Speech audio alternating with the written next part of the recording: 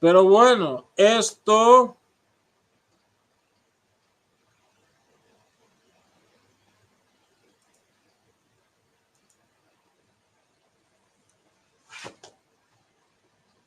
no se arreglará porque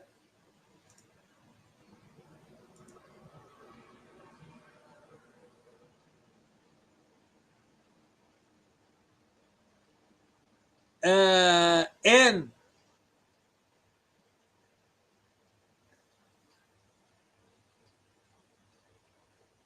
Estados Unidos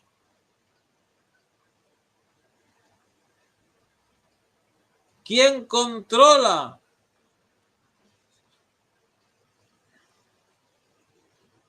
a los dos hijos de puta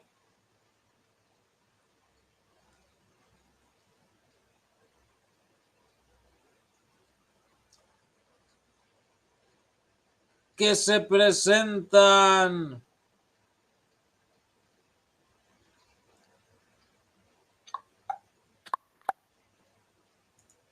a las elecciones en Estados Unidos. Los americanos escandalizados mientras ambos candidatos presidenciales declaran lealtad a los gángsteres judíos y a sus crímenes de guerra. El presidente de los Estados Unidos, Joe Biden, declaró que él es un sionista en una entrevista el lunes. Mientras las encuestas dejan ver que hay una gran preferencia por Donald Trump entre los criminales judíos israelíes. El presidente de los Estados Unidos, Joe Biden, y su secretario de Estado, Anthony J. Blinken, el presidente de los Estados Unidos, Joe Biden, reiteró su identificación como un sionista en una entrevista emitida el 15 de junio.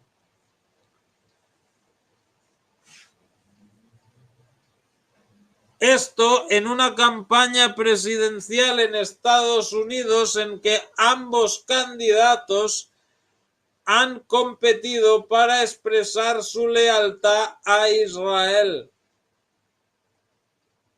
Cuando el periodista Speedy Morman preguntó a Biden el lunes si él es un sionista, Biden confidentemente dijo sí.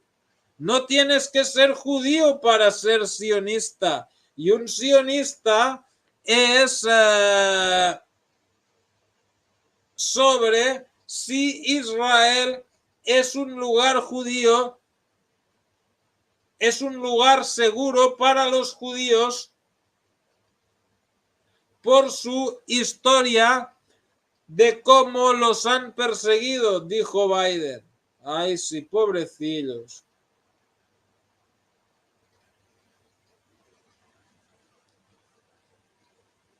Ahora,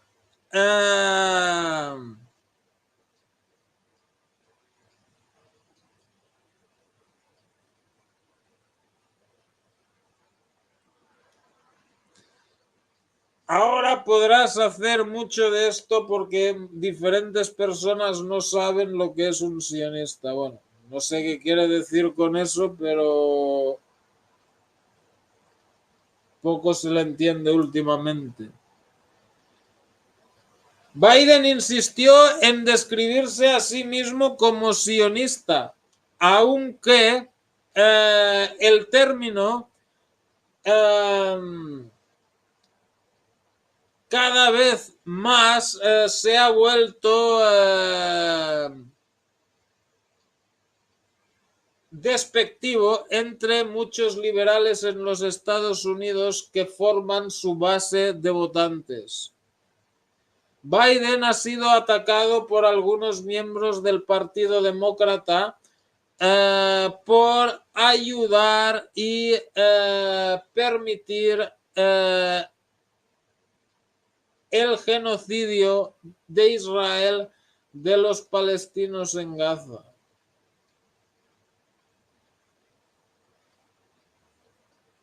Desde el comienzo de la guerra en octubre, Biden y su equipo de política exterior, liderada por el secretario de Estado Anthony Blinken, que Anthony Blinken, no sé si lo sabéis, pero es judío y encima tiene pasaporte israelí, han enviado miles de millones de dólares de ayuda adicional y han aprobado cientos de cargamentos de armas a Israel. El ejército israelí ha usado armas de Estados Unidos para matar a 38.000 palestinos, la mayoría mujeres y niños. Miles más están posiblemente enterrados bajo la runa de edificios de apartamentos y escuelas destruidos por los bombardeos israelíes.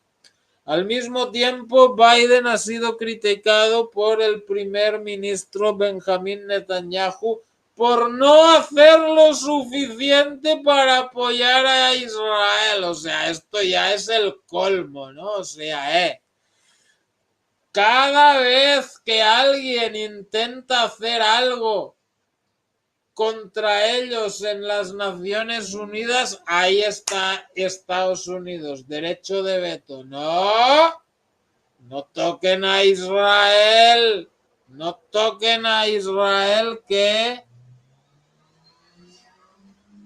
son sagrados, son el pueblo elegido.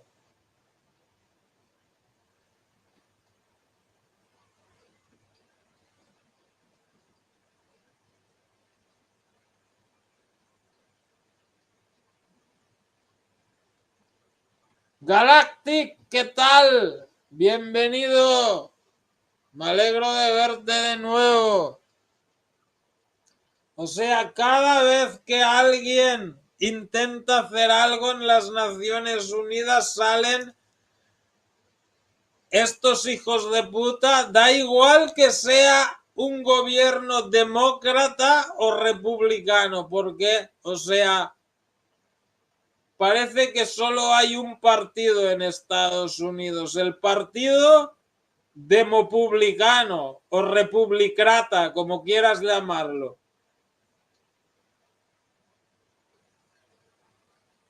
Da igual que mande Obama, que mande Trump, que mande Bush o que mande su puta madre. Si algo puede molestar mínimamente a Israel, ellos lo vetan. Además, cada año miles y miles de millones en armas. Además, les dejan meter las narices en todas partes. Hay miles y miles de judíos en la CIA, en el ejército, en el gobierno, en la Casa Blanca, en el Senado, en Hollywood, en la prensa. Judíos que son más leales a Israel que a Estados Unidos. Entonces, al final, el resultado, ¿quién manda en Estados Unidos? Israel. Bueno, en fin. Mira, ves lo que os decía, o sea, no hace falta ninguna investigación, o sea, ellos mismos suben esta puta mierda en sus redes sociales.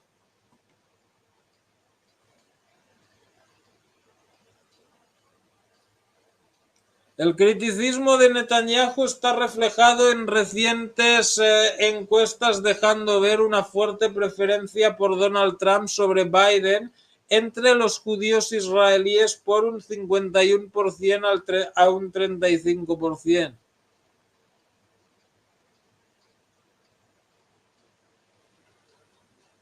El prominente periódico israelí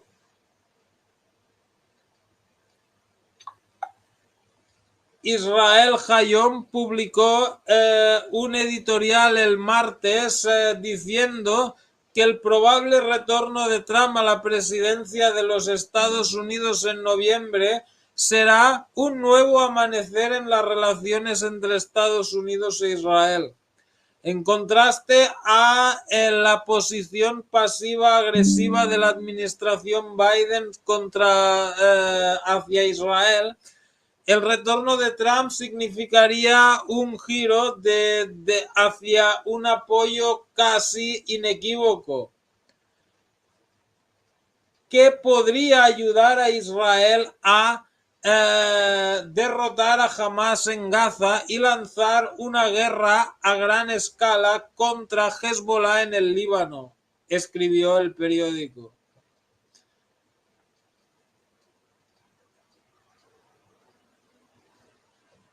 Mientras la campaña presidencial de los Estados Unidos se calentaba en marzo, Trump le declaró en Israel Hayom en una entrevista: "Yo fui el mejor presidente en la historia de Israel".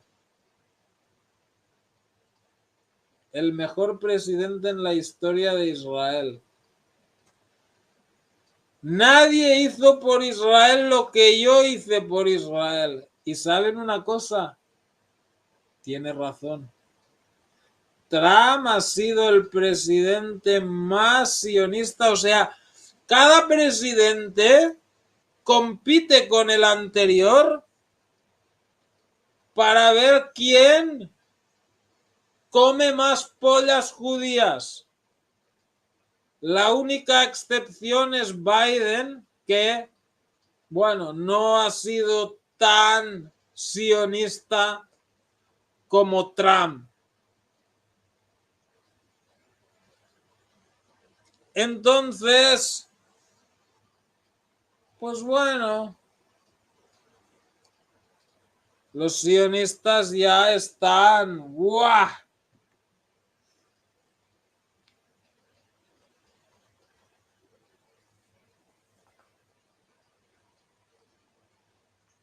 El presidente Trump además dejó ver su apoyo por Israel a través de su elección de vicepresidente el lunes, el primer día de la Convención Nacional Republicana. Trump eligió a J.D. Vance, un senador de Estados Unidos de Ohio, que declaró en una entrevista del 2022 con el Jerusalem Post durante una visita al Jerusalén ocupado: "Yo seré un gran abogado, yo seré el abogado más grande para la relación entre Israel y Estados Unidos". Jerusalén es el legado cultural más grande del mundo.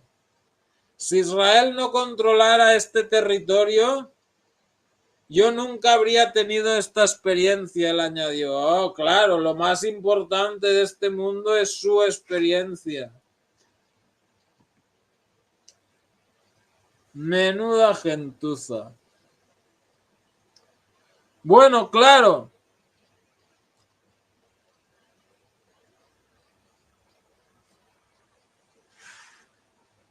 Entonces,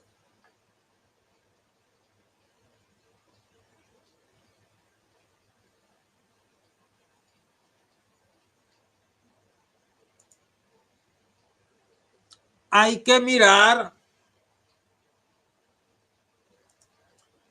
¿Quién apoya a los candidatos? ¿Ok? ¿Quién apoya a Biden? Alex Soros. Alex Soros continúa apoyando a Biden a pesar de los crecientes llamados a que el presidente abandone la carrera presidencial de 2024. A ver si me permitís.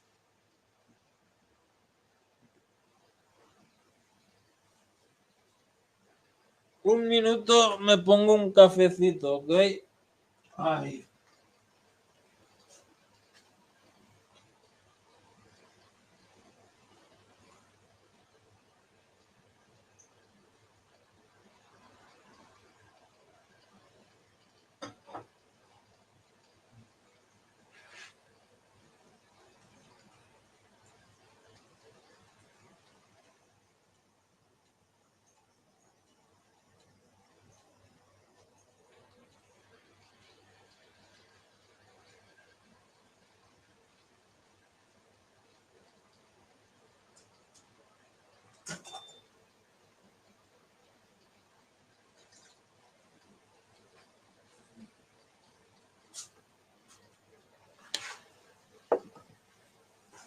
Ok.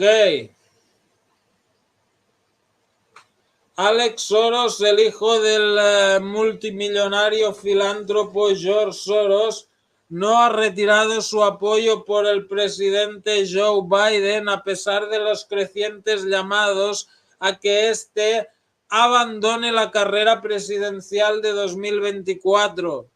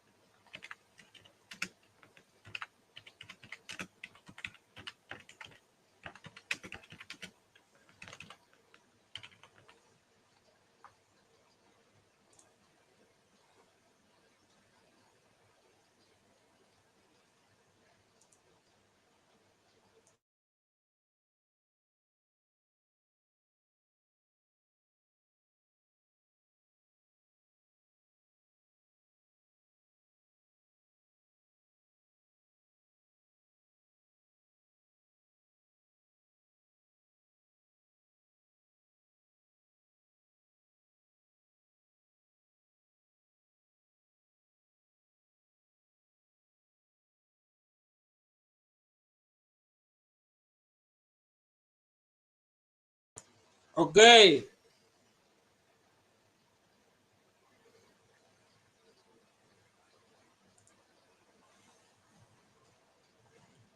La desastrosa actuación de Biden, de 81 años, en el debate presidencial de la CNN el 27 de junio, dejó al Partido Demócrata dividido, con un creciente número de miembros de alto perfil, incluyendo varios miembros del Congreso, pidiendo a Biden a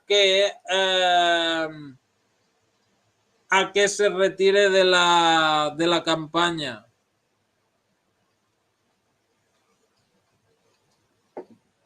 Desde entonces, miembros del Partido Democrático y grandes donantes han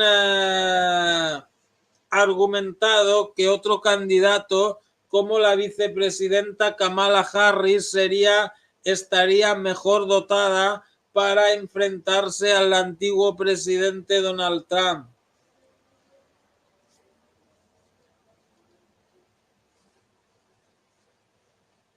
Pero Alex Soros ha tomado una posición diferente a otros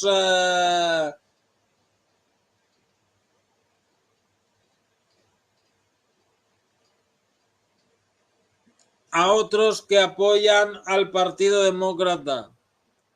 En vez de criticar a Biden por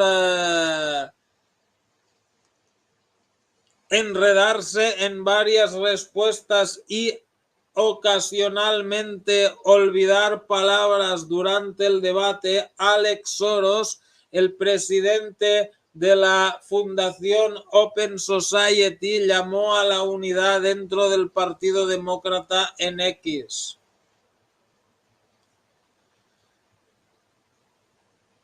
Vamos a dejar de enfrentarnos a nosotros mismos y enfrentarnos contra la amenaza existencial que es Donald Trump. Biden-Harris 2024, él colgó en Twitter el 11 de julio. O sea, el engendro este de Soros. María, bienvenida, muchas gracias por estar aquí y saludos a México.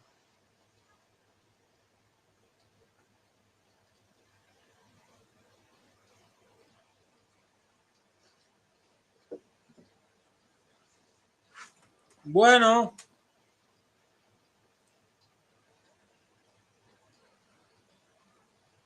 Soros, pues bueno, es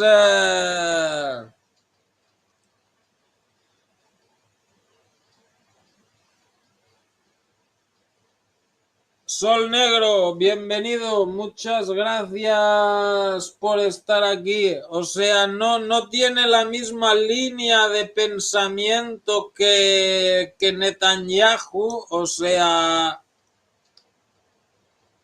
él piensa que los judíos, en vez de estar aglutinados en el Estado de Israel, deberían actuar como grupo de presión en diferentes países del mundo. De hecho, incluso está a favor de que Israel acepte inmigrantes y todo el rollo. No sé si esas posiciones son reales o es una estrategia para dárselas de que él es muy guay y todo eso.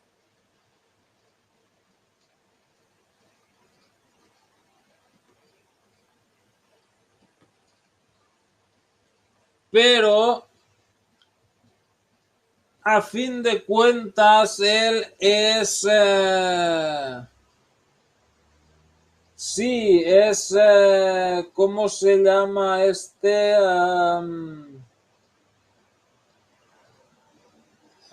Cornel no sé qué se llama el negro, ¿no? Pero no, y ese no tiene ninguna posibilidad.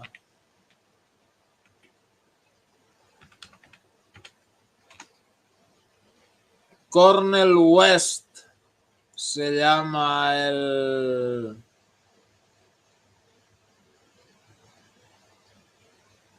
el negro.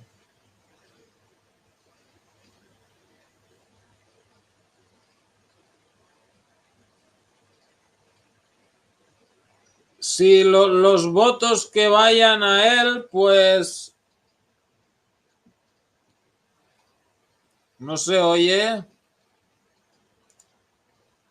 ¿Cómo que no se oye? ¿No se me oye? Ah.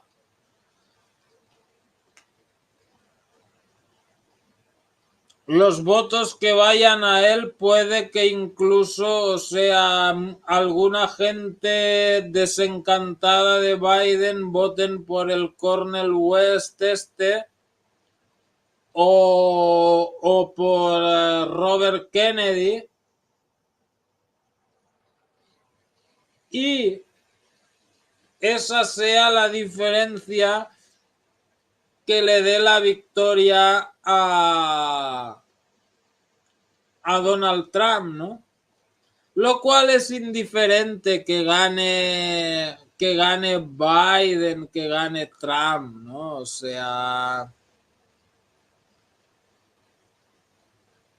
bueno, Trump terminaría la guerra en Ucrania,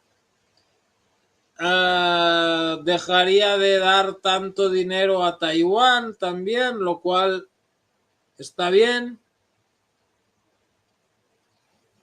Pero lo que es política social y la política de Oriente Medio es un tipo nefasto. O sea, Trump le daría a Israel aún más dinero de lo que ha dado Biden, levantaría todas las restricciones. O sea, fíjate lo hipócrita que es. Fíjate lo hipócrita que es. Por una parte dice, no hay que dar dinero a Ucrania porque Estados Unidos tiene que ir primero, lo cual es un razonamiento lógico. O sea, primero te ocupas de tu casa y luego si te sobra algo le puedes ayudar al vecino.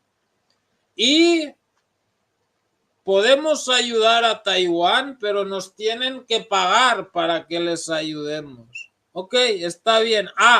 Pero a Israel no les pides el mismo tratamiento. O sea, los israelíes no te tienen que pagar para que les ayudas gratis, les apoyas en todo en las Naciones Unidas.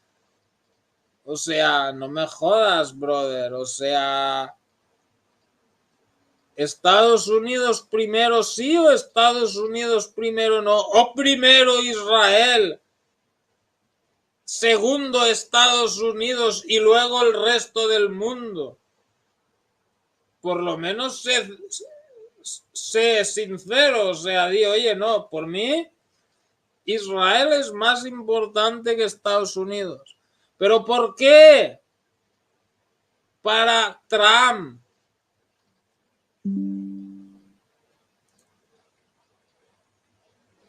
¿Por qué para Trump? Israel es más importante que Estados Unidos. Vamos a ver quiénes son los donantes de Donald Trump. Ok, esto publicado por el Times de Israel, no lo saco de ningún panfleto antisemita ni... Porque ya me pasa de vez en cuando, Thomas Klaus es antisemita, es terrorista, no sé qué. Bueno, antisemita sí lo soy un poquito, terrorista no. Ok, Miriam Adelson entre los grandes donantes republicanos que van a apoyar a Trump después de su condena,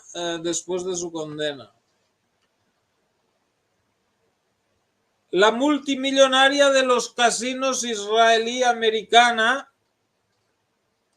que ha ayudado a financiar al Super PAC, a la que ella y su fallecido marido Sheldon Adelson dieron $90 millones en el 2020.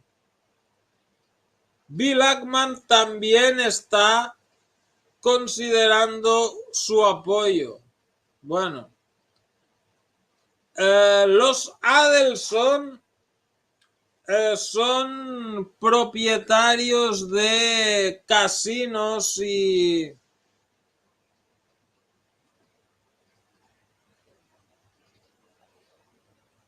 pero si Kennedy también ha dicho que él apoya a Israel y todo el rollo. Bueno, supongo que él sabe lo que le pasó a su tío y a su padre y piensa, bueno, oye, mejor apoyarlos así. Como en inglés está, no, bueno, ¿cómo es eso? Si no puedes con tu enemigo, alíate con él, ¿no? O sea, el abuelo de Robert Kennedy era antisemita y apoyaba a Hitler al principio de la guerra. Luego, cuando ya su hijo tuvo que ir a la guerra, Italia cambió, ¿no? Pero bueno, se dice que cuando Kennedy era presidente, él quiso obligar a Israel a que pararan su programa nuclear y les amenazó de que si no lo hacían, que iba a retirar la ayuda de Estados Unidos a Israel y que ese fue el motivo real de su asesinato. Los grandes donantes republicanos se aglutinaron detrás de Donald Trump el jueves, comprometiendo millones de dólares para apoyar al primer delincuente convicto candidato para presidente de Estados Unidos, en un día tumultuoso para su campaña electoral. Un jurado de Nueva York, bueno, esto ya es viejo,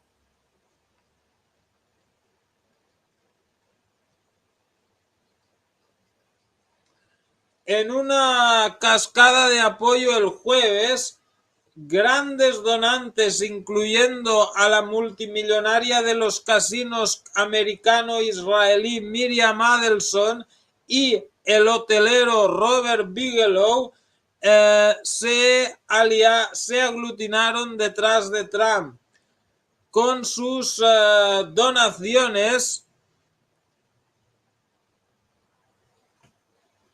que se destinarán a una campaña de anuncios pro-Trump.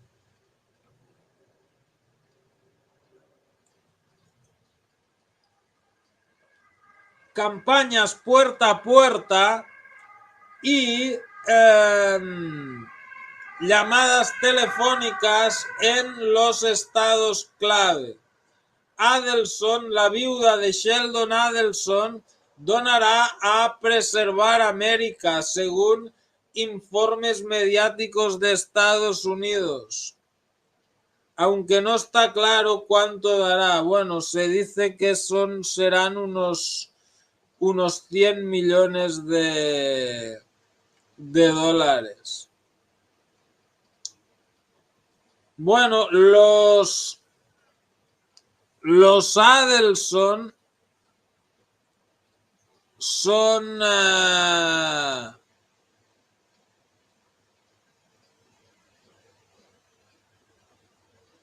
son grandes sionistas y son de los más ricos de Israel, ¿no?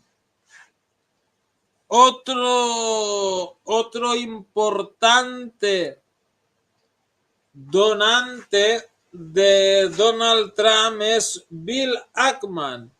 El multimillonario Bill Ackman apoya a Trump en su carrera presidencial en Estados Unidos. El propietario de fondos de inversión multimillonario Bill Ackman apoyó al antiguo presidente Donald Trump de Estados Unidos el sábado en la carrera presidencial republicana contra el presidente Joe Biden, poco después de que Trump fuera disparado en la oreja en un acto de campaña. Voy a apoyar formalmente a Donald Trump, colgó Ackman en la red social X. Les aseguro que he tomado esta decisión cuidadosamente y racionalmente, apoyándome en datos empíricos tanto como es posible.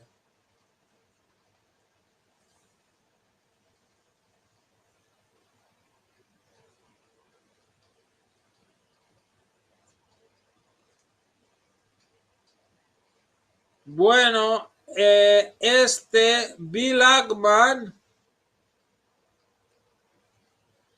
si lo buscáis en la Wikipedia, dice: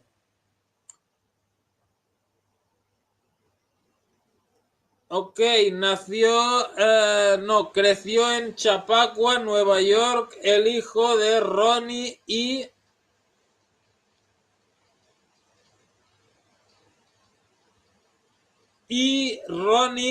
Ronnie Posner y Lawrence David Ackman. Es un judío askenazi. ¿Cómo no? ¿Cómo no?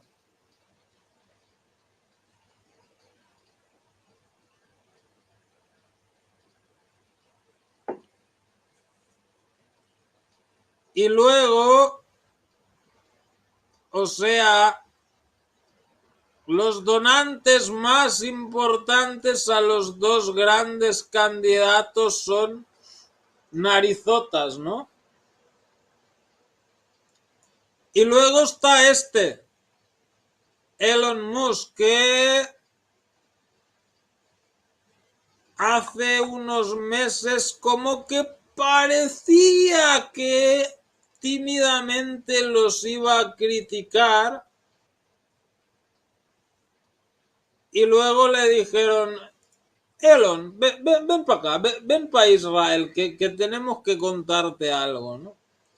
Y cuando volvió de Israel dijo: no, yo estoy tan arrepentido por lo que dije y no sé qué y tal y cual. O sea, ya seguro que ahí le dijeron: mira, chaval, aquí las cosas claras, aquí mandamos nosotros, y si tú nos vas a criticar, pues bueno, oye, mañana mismo puede salir alguien que diga: no, Elon Musk es un pedófilo, a mí me violó Elon Musk, sí, es un pedófilo, y vas a perder tus fábricas, vas a perder tus cohetes, vas a perder todo, y vas a acabar en la cárcel.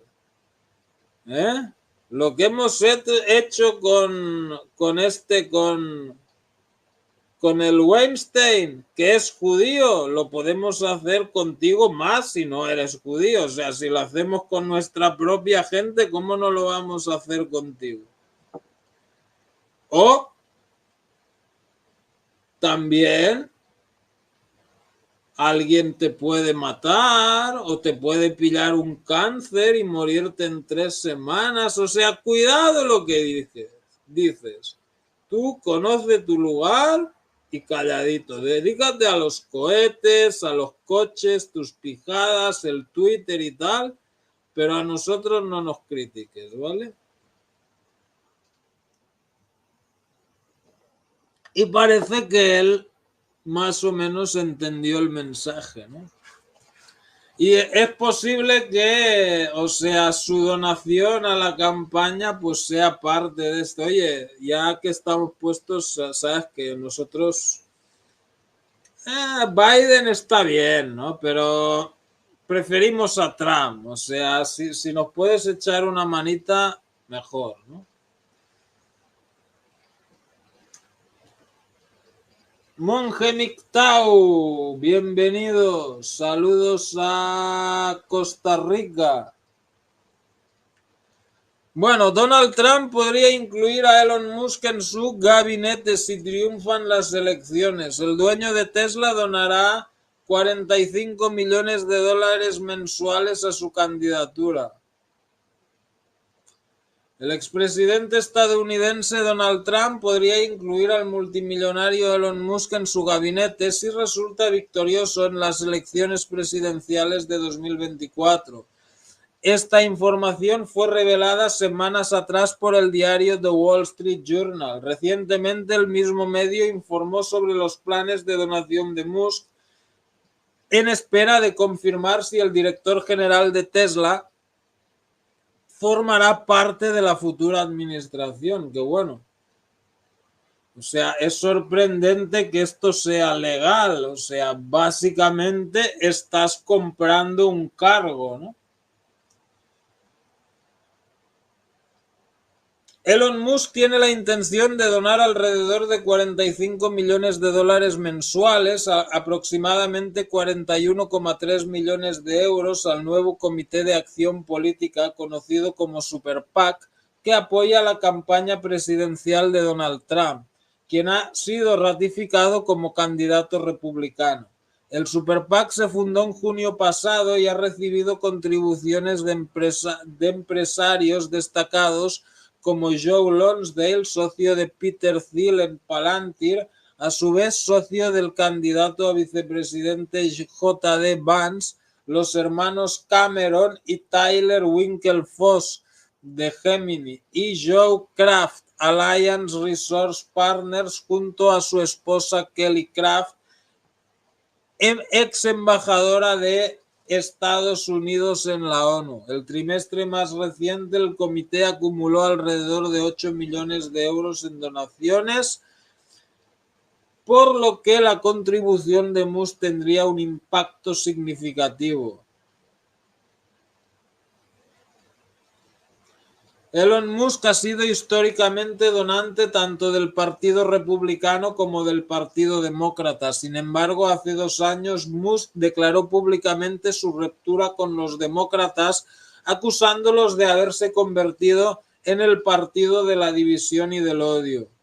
Aunque Musk había afirmado previamente que no planeaba donar dinero a ningún candidato, recientemente pidió apoyo para Trump tras sobrevivir a un intento de asesinato durante un mitin en Pensilvania. Qué curioso que todos se decidan a darle pasta después de este atentado, por llamarlo de alguna manera, ¿no? Bueno, ha salido en los medios conspiranoicos de que el tirador este era un transgénero, que bueno, no sé si esto será verdad o no, porque, o sea, solo lo he visto en Rumble, en BitChute, y ya está. Entonces no sé si esto es verdad o es... No que sea muy importante, pero bueno, o sea, si esto fuera verdad, pues querría decir que es más fácilmente manipulable, ¿no? Pero bueno, esto no es lo más importante que os quería decir sobre... No, esto tampoco.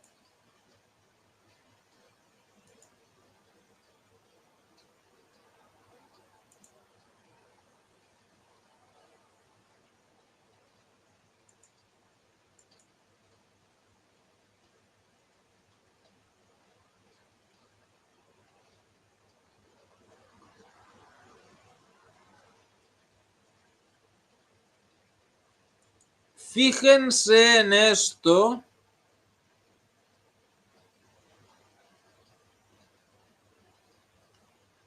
O sea, en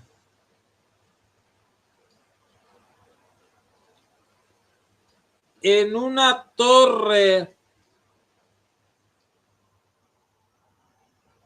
cercana a donde, o sea, esto es lo que yo ya me imaginaba desde el principio, que había un segundo tirador y que el tipo este era solo un cabeza de turco que posiblemente ni siquiera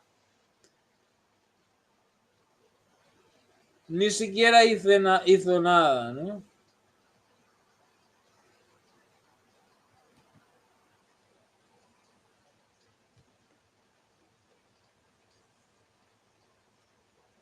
Ha aparecido un vídeo del mitin de Trump en Butler, Pensilvania, donde le dispararon al presidente Trump. Este vídeo muestra la torre de agua en la distancia con una figura sombría emergiendo cuando se disparan. Segundo tirador.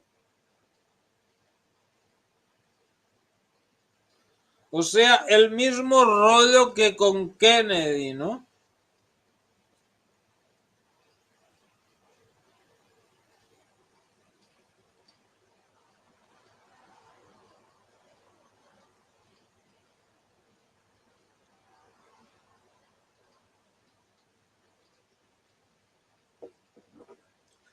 Aquí está el vídeo con la superposición de la reunión de Trump en la parte superior izquierda.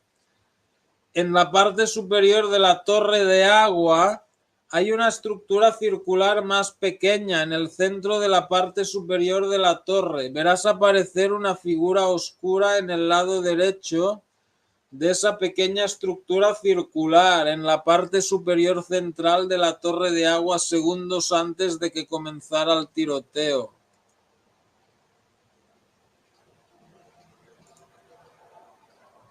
That chart's a couple of months old, and if you want to really see something, sí se ve una figurita negra ahí al lado, ¿no? Said, take a look at what happened.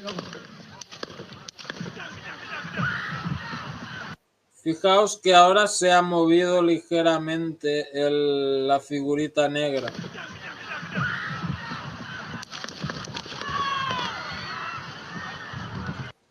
Incluso se le ve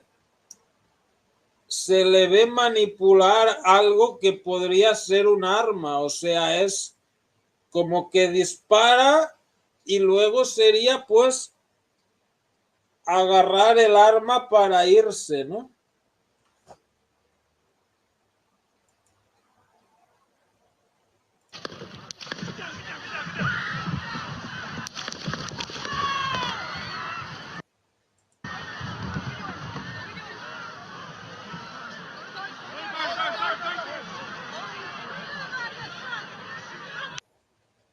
That chart's a couple of months old, and if you want to really see something that said, take a look at what happened. Ahí se ve algo como que algo se mueve al mismo tiempo que se oye el disparo. Se ve como un pequeño destello blanco, ¿no? Que sería el tipo disparando. I want to really see something that said, take a look at what happened.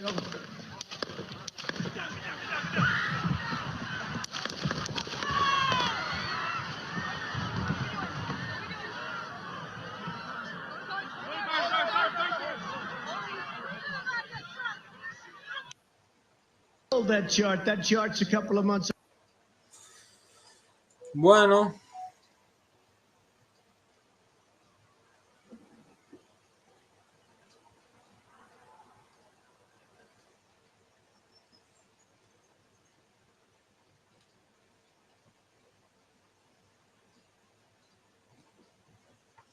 Pero eso no es todo.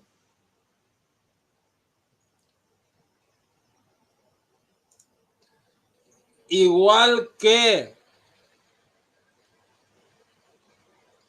en el 11 de septiembre,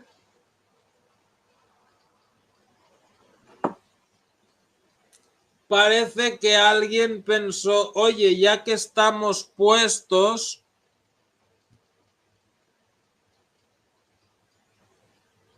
¿por qué no ganamos algo de dinero? Y invirtieron grandes cantidades en put options contra las acciones de Donald Trump. Igual que en el 11 de septiembre hubo gente que invirtió grandes cantidades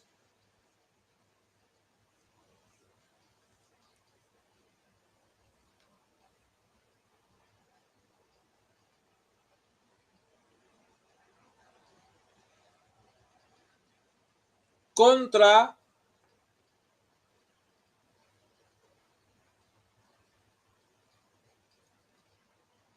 las American Airlines y United Airlines. Una enorme apuesta financiera contra la empresa de Donald Trump se hizo antes del intento de asesinato. Donald Trump es uno de los principales propietarios de acciones de Trump Media and Technology Group, DJT. Esta entidad que cotiza en bolsa opera Truth Social, una red social pro-Trump en la que Trump posee 78,8 millones de acciones. El plan de negocios de la cadena es convertirse en el lugar de reunión para los fanáticos de Trump con ideas afines que quieren ser los primeros en leer los anuncios de su político favorito y socializar. Al igual que otras acciones, muchas personas compran y venden acciones de DJT por diferentes motivos. Sin embargo, destaca una interesante apuesta financiera. Una empresa financiera privada poco conocida informó de una posición corta inusualmente grande al comprar opciones de venta por un importe nominal de 12 millones de acciones, escribe Igor Chudov.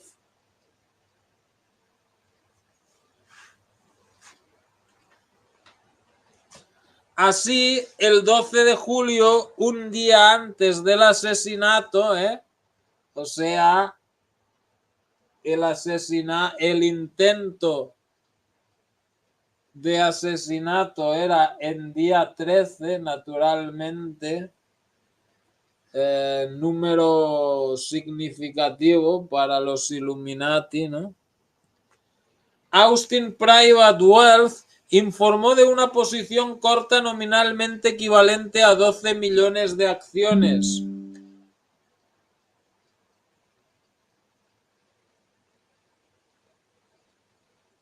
Es enorme, representa aproximadamente una séptima parte de la propiedad de Trump en la misma empresa o el 16% de todas las acciones disponibles que no están en manos de personas con información privilegiada.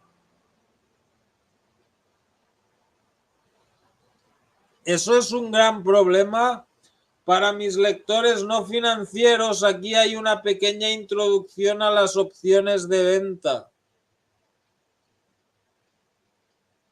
Austin Private Wealth tiene una posición en opciones de venta. Las opciones de venta son instrumentos financieros cuyo titular recibe un pago si la acción subyacente cae por debajo del precio acordado, el precio de ejercicio en una fecha determinada. En ese caso, el titular de la opción de venta recibe la diferencia.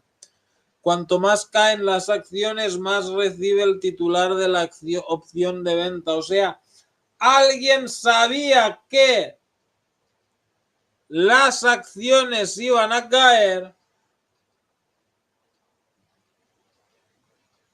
a causa del intento de asesinato de Donald Trump.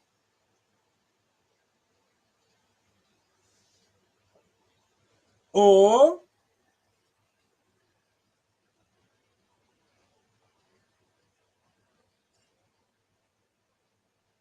si nos ponemos más conspiranoicos todavía,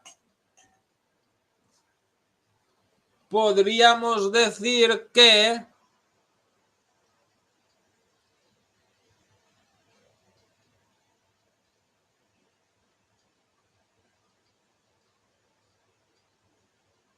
los que hicieron este montaje, porque es un montaje más que otra cosa, o sea, montaron esto para que ya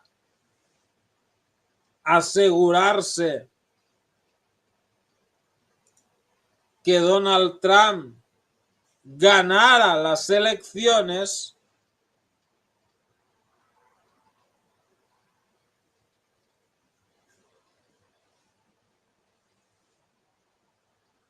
pensaron, bueno, ya de paso vamos a ganar algo de dinero, ¿no?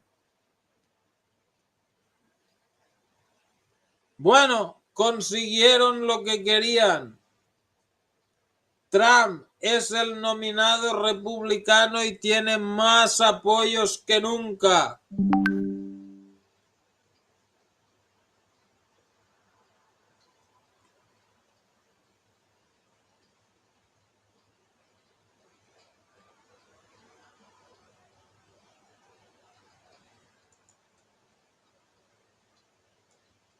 Donald Trump aceptó la candidatura en la convención del Partido Republicano y aseguró que gobernará para todo Estados Unidos y no solo para una mitad.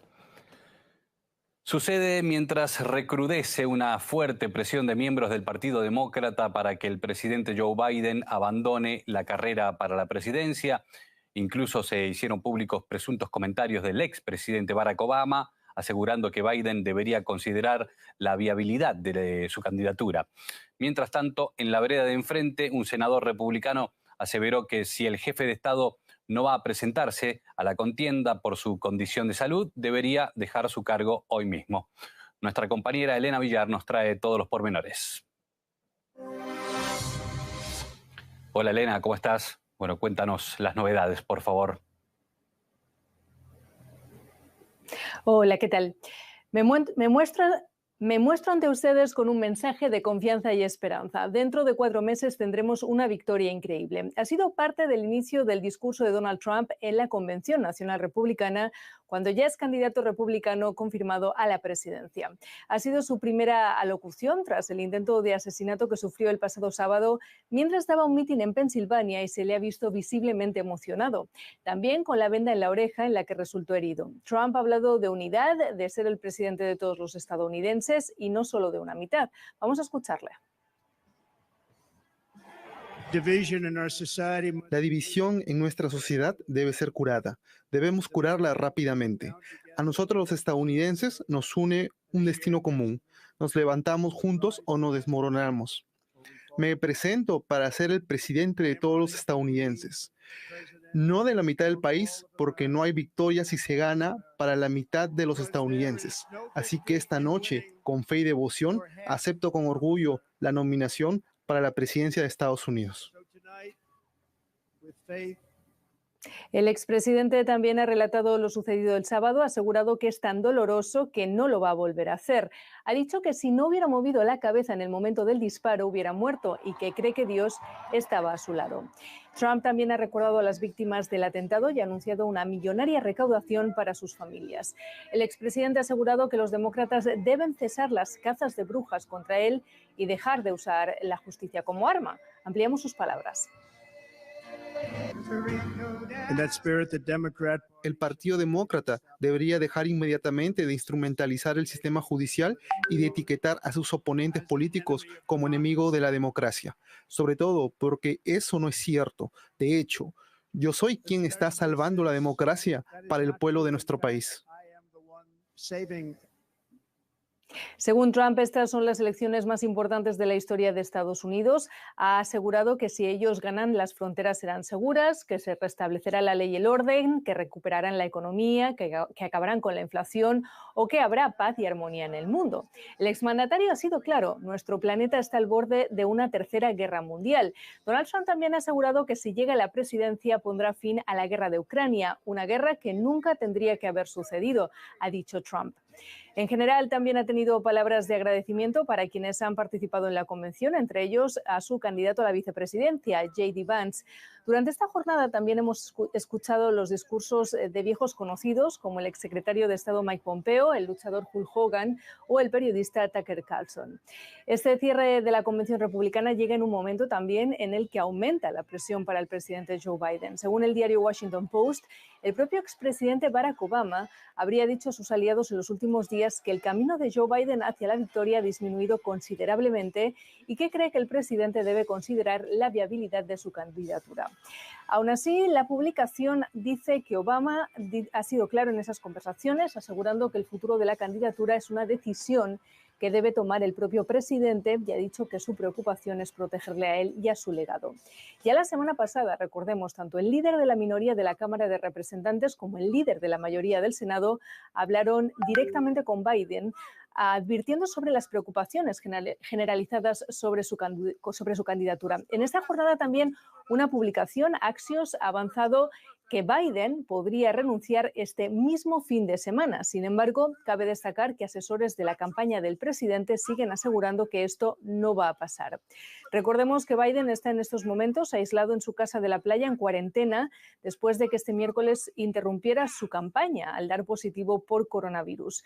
Los demócratas han visto cómo las encuestas nacionales se alejan de Biden desde el debate y ahora muestran que el presidente está a la zaga en estados disputados. Los estrategas además esperan que Trump obtenga otro impulso después del intento de asesinato y de su discurso de nominación oficial en la Convención Nacional Republicana.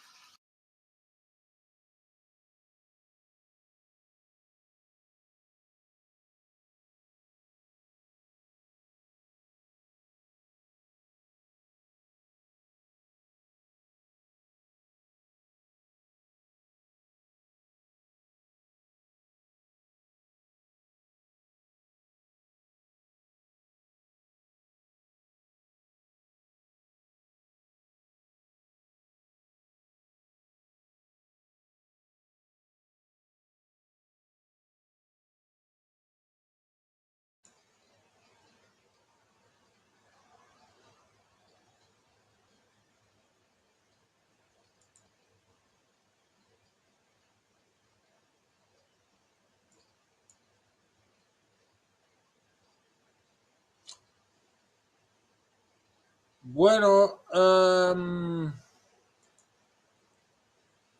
quiero terminar este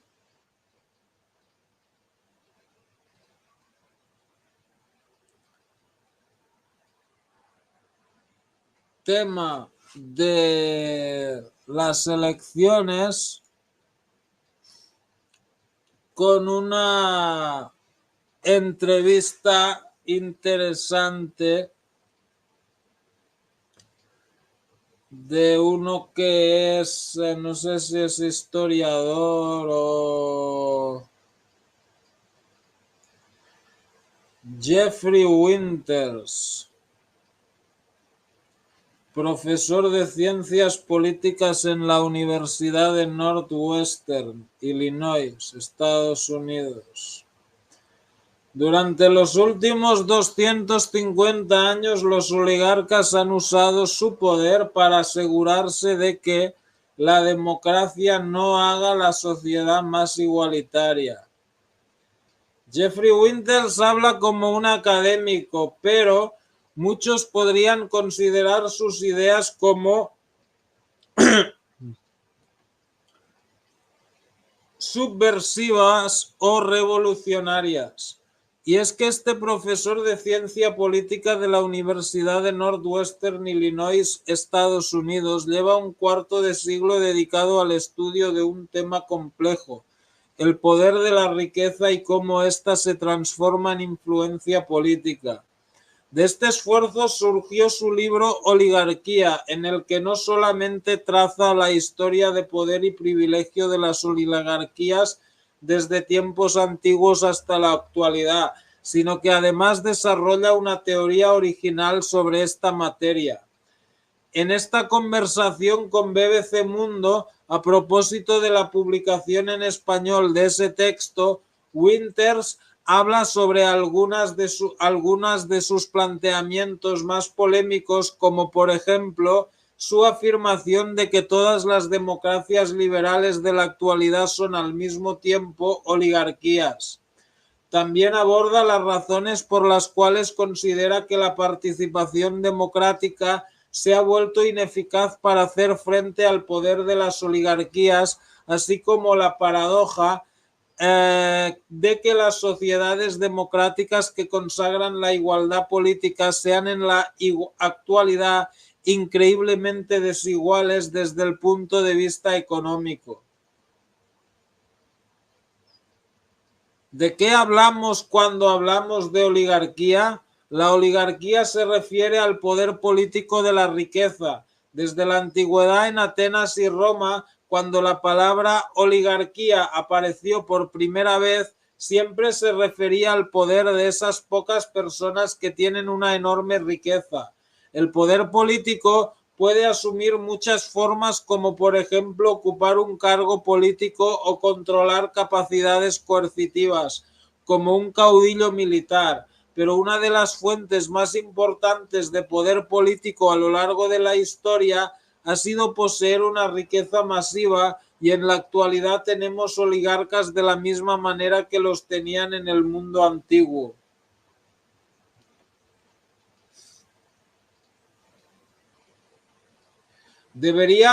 ¿Por qué debería importarnos la oligarquía en este momento? Debería preocuparnos porque todos los países democráticos del mundo también son simultáneamente oligarquías. Son una mezcla de ambas.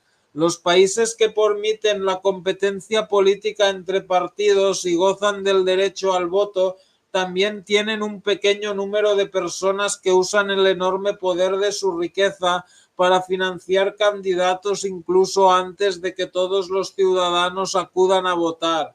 Generalmente, el poder del dinero determina primero quién es un candidato viable. Una segunda razón es porque, especialmente en las democracias actuales, tenemos una desigualdad mayor que nunca antes en la historia. Esto es irónico porque normalmente pensamos en la desigualdad como un problema de sociedades no democráticas, pero de hecho las democracias liberales son increíblemente desiguales desde el punto de vista económico. Una razón de ello es que durante los últimos 250 años los oligarcas han usado su poder para asegurarse de que la democracia no haga la sociedad más igualitaria en términos económicos. 250 años. ¿Qué pasó hace 250 años? 1776. Los Illuminati. ¡Qué casualidad! Una razón entonces la explosión de desigualdad que vemos en el mundo y la explosión de rabia que vemos en los ciudadanos se relaciona con que la oligarquía es hoy más fuerte en las democracias de lo que han sido en décadas. ¿Cómo es posible que la democracia no pueda solucionar este problema de desigualdad debido a la oligarquía? La democracia tiene una capacidad limitada para solucionar este asunto porque las leyes ya han sido redactadas por las mismas democracias para favorecer la capacidad de los oligarcas de usar el poder de su riqueza. Le doy un ejemplo. En Estados Unidos tuvimos en 2010 un caso muy famoso llamado Citizens United, en el que la Corte Suprema equiparó el uso del dinero en política al ejercicio de la libertad de expresión. Esto abrió las compuertas al uso del dinero para influir en el sistema político. Y hoy en Estados Unidos, debido a la existencia de comités especiales de acción política, no solo la cantidad de dinero que los oligarcas pueden usar es prácticamente ilimitada, sino que también es en su mayor parte secreta, porque no sabemos exactamente quién está influyendo en la política, sino hasta mucho tiempo después de que el dinero haya sido usado.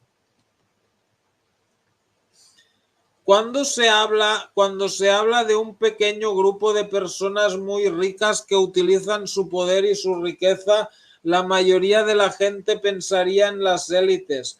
¿Cómo diferencia entre élites y oligarcas? La élite también se refiere a una minoría de personas que tienen una enorme cantidad de poder, pero que se basa en cosas distintas a la riqueza. Por ejemplo, alguien como Barack Obama ocupaba un cargo político cuando fue presidente, por lo que era un miembro de la élite, pero no era rico. Alguien como Gandhi era un miembro de la élite porque era tremendamente poderoso, pero no tenía riqueza. Alguien como Oprah Winfrey puede tener una enorme cantidad de poder por ser una celebridad. ¿Cómo se explica que en las democracias liberales en las que las elecciones son libres y todos los ciudadanos tienen derecho a votar, los oligarcas puedan influir tanto? Volvamos al ejemplo de Estados Unidos. Mucho antes de que alguien pueda votar, ya sea en una elección primaria o en una elección de un cargo público, tenemos algo llamado la primaria de la riqueza. Las primarias de la riqueza son aquellas en las que el candidato que quiere postularse se dirige primero a todos los ricos y les dice: ¿qué quieren? Déjenme asegurarme de que las políticas van a favorecerles. Luego los ricos deciden a quién respaldarán. Por lo general, las primarias de los ricos comienzan un año o dos antes de cualquier tipo de campaña para un cargo público.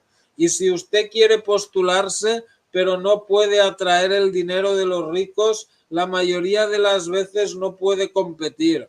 Entonces, el papel del poder de la riqueza es limitar a los candidatos a un número muy pequeño de personas que ya son aceptables para los oligarcas.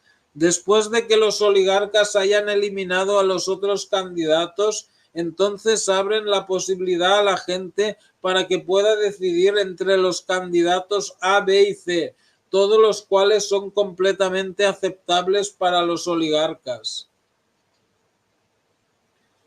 Permítame ser claro, ¿tienen los ciudadanos la posibilidad de elegir? ¿Son libres? ¿Pueden votar libremente? Sí, pero tenemos que entender que la combinación de oligarquía y democracia limita severamente las opciones y las políticas que son posibles debido a que buscan asegurar que se mantengan la desigualdad extrema y la concentración de la riqueza.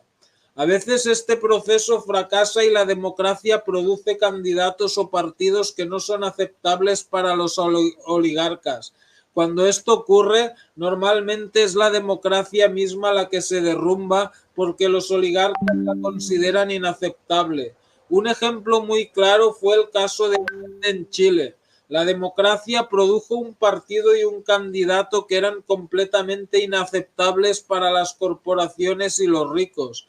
Y el resultado fue el asesinato y el fin de la democracia. Y esto ha sucedido en muchos lugares del mundo. Por eso, una de las cosas que debemos entender sobre la relación entre la oligarquía y la democracia es que la democracia es posible mientras la oligarquía no se vea amenazada. En su libro usted afirma que los oligarcas han tenido éxito durante siglos en hacer creer a la gente que es un error intentar una redistribución significativa de la riqueza.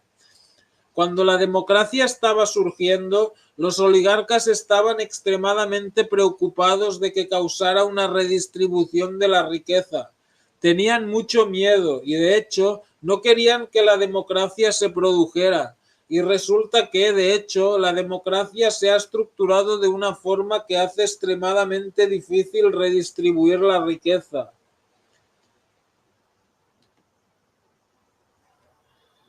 También han intentado usar el poder de la riqueza para moldear las ideas en la sociedad.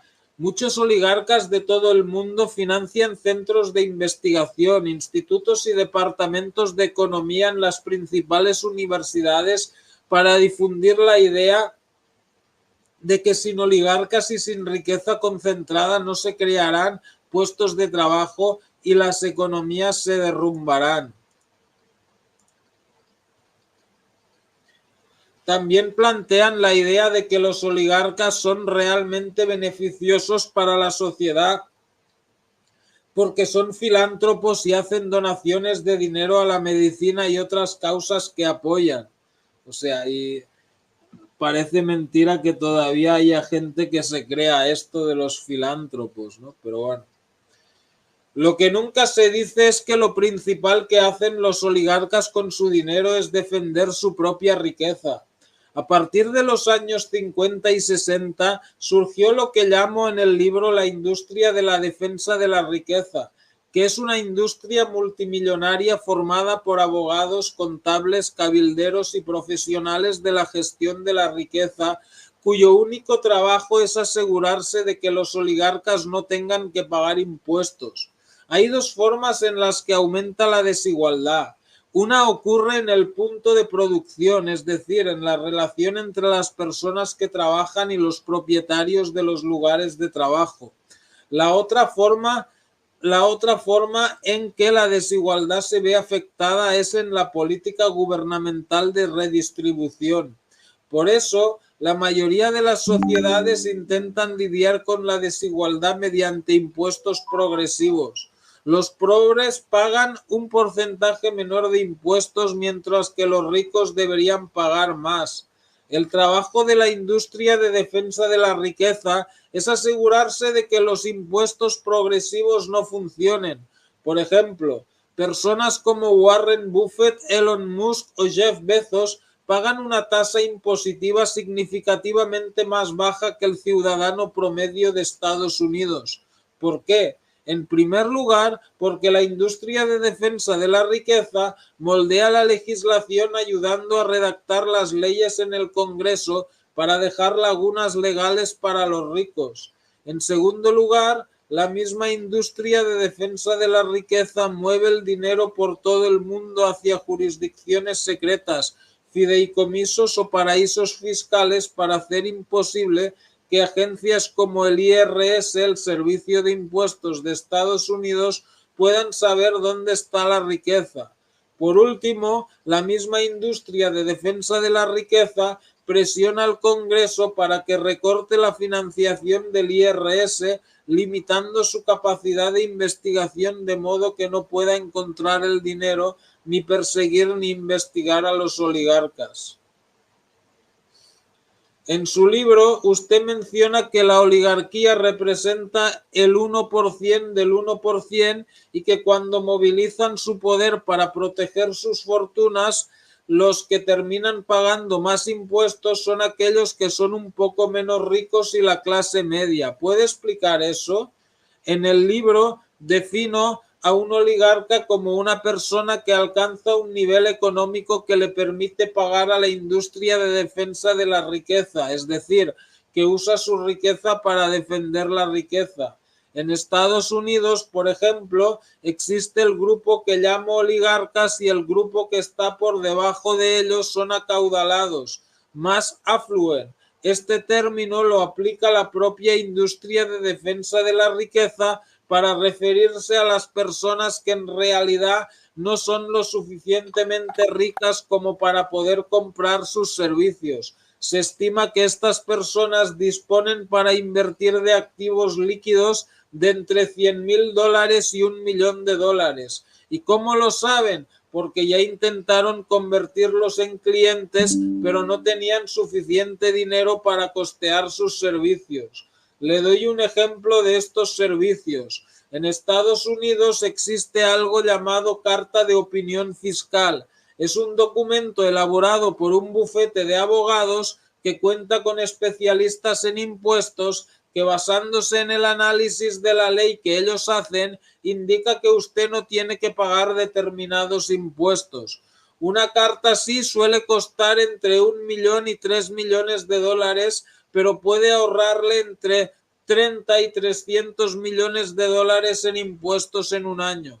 La mayoría de las personas no pueden pagar para obtener la carta de opinión fiscal porque cuesta más de lo que ganan. Por cierto, si recibe una carta de opinión fiscal, significa que los abogados han realizado una interpretación del Código Tributario de los Estados Unidos que tiene más de 80.000 páginas. Ni siquiera el IRS lo entiende. ¿Cómo se volvió tan complejo? La respuesta es que la industria de defensa de la riqueza lo hizo deliberadamente así para que sus clientes pudieran interpretar la ley en lugar de tener que cumplirla.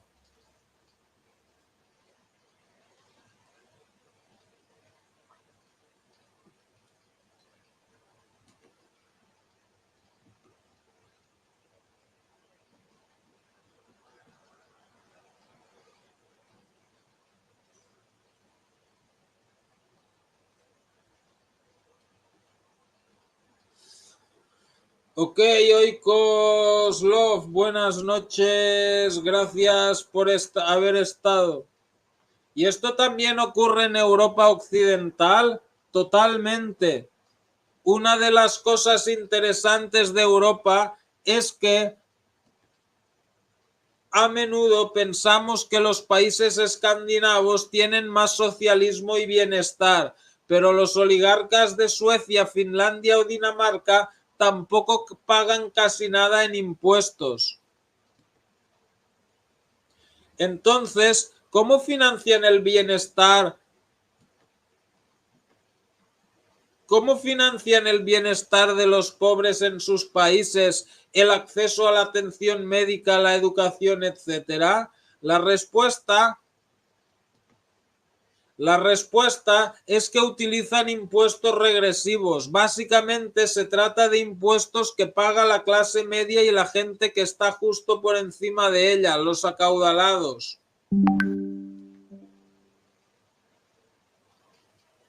Ellos pagan los impuestos, pero los oligarcas no pagan. Usted ha dicho que aunque se suele pensar que la democracia representativa implica la superación de la oligarquía, esta idea no es cierta y que la oligarquía no solo está presente en las democracias modernas, sino que además la participación democrática habitual no es un antídoto eficaz contra ella. ¿Por qué? La democracia y la oligarquía no son un juego de suma cero. La razón por la que tenemos oligarquía no es porque no tengamos suficiente democracia. La razón por la que tenemos oligarquía es por el poder de la riqueza concentrada. Así que independientemente de que el país sea autoritario o democrático, la presencia de oligarcas está determinada por dos cosas: la concentración del poder de la riqueza y la capacidad de convertir ese poder de la riqueza en influencia política. La forma del poder de la riqueza importa mucho. Si nos remontamos en la historia hace 1000 años,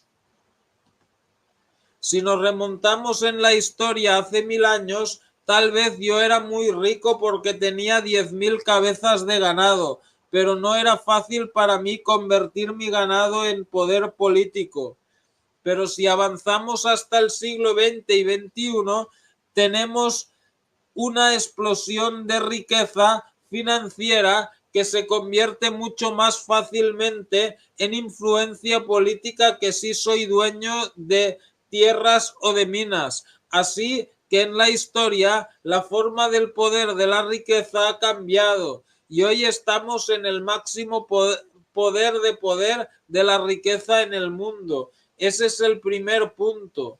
El segundo punto es que si comparamos el poder de los oligarcas en Estados Unidos y en China, encontraremos que es muy diferente. Bajo el Partido Comunista, controlado por Xi Jinping en China, hay cientos, si no miles, de multimillonarios. Pero para esos oligarcas usar el poder de su riqueza para controlar al gobierno es mucho más arriesgado y peligroso en comparación con Estados Unidos. Xi Jinping lo demostró con Jack Ma, cofundador de Alibaba. Él habló y molestó a Xi Jinping y de repente desapareció de la vista del público y perdió el control de su empresa. China es uno de los pocos lugares del mundo en el que si eres un oligarca puedes ir a la cárcel o ser ejecutado.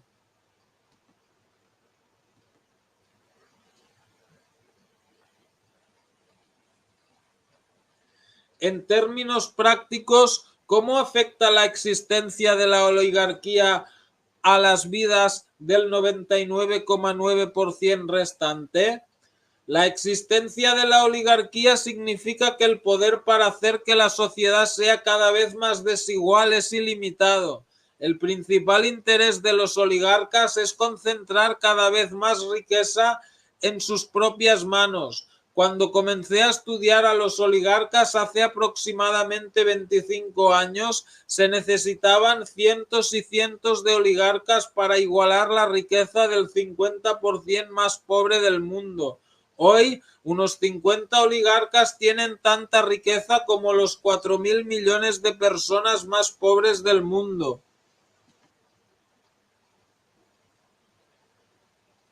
Panamá UFO, hola, bienvenidos, saludos.